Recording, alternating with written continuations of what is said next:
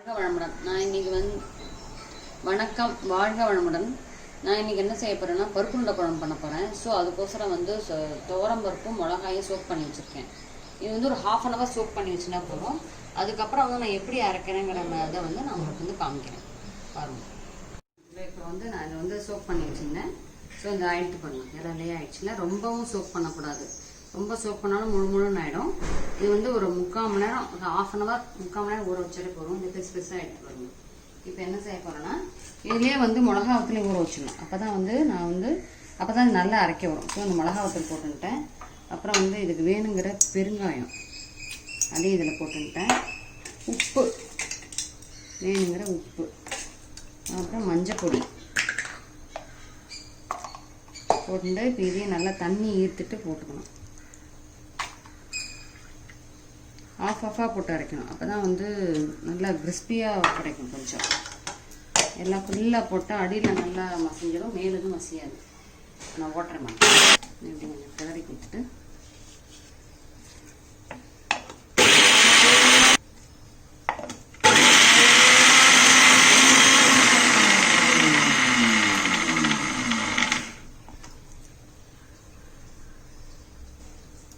இப்போ இதையும் சேர்த்து அரைச்சிட்டு ஒன்றா கலந்துடுவேன். அடுத்து கருகப்பலை போட்டு அது வத்த குழம்புல போடணும். அதை எப்படி போடணுங்கிறது அப்புறமா இப்போ அரைச்சுட்டேன்.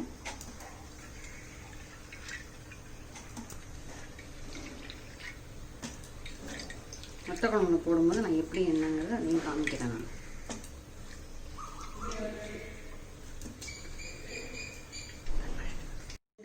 பேசுவேன். இந்த 2 இதுவாக அரைச்சி எல்லாத்தையும் ஒன்றா கலந்து எடுத்து வச்சுக்கிட்டேன். நான் இப்போ நான் வத்த குழம்புல போடும்போது உங்களுக்கு எப்படி போடணுங்கிறத காமிக்கிறேன். கடாயில் எண்ணெய் விட்டுருக்கேன், நல்லெண்ணெய் விட்டுருக்கேன். வத்த குழம்பு எண்ணெய் கூட விட்டால் தான் நல்லாயிருக்கும். இப்போ கடுகு போட போகிறேன்.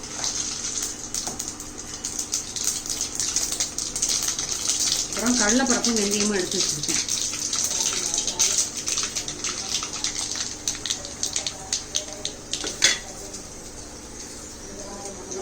மிளகாய் 2 மிளகாய் வாசனை போட்டு போட்டுறேன். அப்புறம் கறி லீவ்ஸ். நான் ஒரு 5 பேருக்கு அரை மாதிரி பண்ணுறேன். ஸோ புளியும் உப்பும் எடுத்து கரைச்சி எடுத்து வச்சுருக்கேன். அப்புறம் பெருங்காயம் போட்டுறேன். நான் முன்னாடியே சொன்ன மாதிரி இது மதுரையில் வாங்கினா பெருங்காயம் கொஞ்சம் கிரானுவல்ஸாக இருக்கும், நல்லா இருக்கும், வாசனையாகவும் இருக்கும்.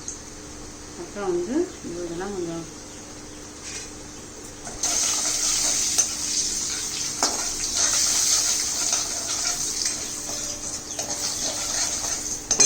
கொஞ்சம் இது செவக்கணும். அவ்வளோதான்.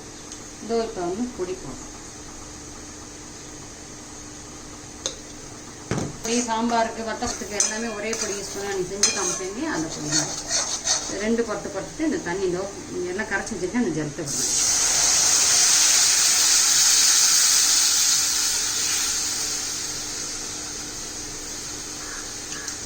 இது ஒரு 2 கொதிக்க வச்சதுக்கப்புறம் அது குட்டி குட்டி பால்ஸாக உருட்டி அதில் போடணும். அது எப்படி போடுறேங்கிறத காமிக்கிறேன். இப்போ குழம்பு நல்லா கொதிச்சுட்டு இப்படி கொதிச்சோன்னா இது போடணும். இந்த உருண்டை இவ்வளோ பெரிய உருண்டையாக நான் சின்ன சின்ன உருண்டையாக தான் போடுறேன். ஏன்னா குழம்போட குவான்டிட்டி கம்மி, அதனால் சின்ன சின்ன உருண்டையாக போடுறேன்.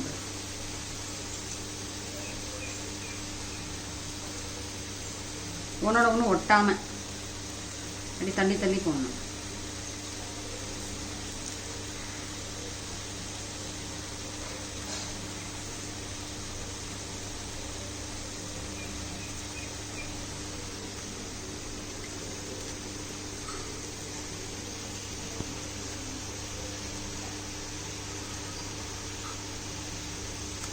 கொஞ்சமாக போடுறதுனால அப்படி போடுறேன்.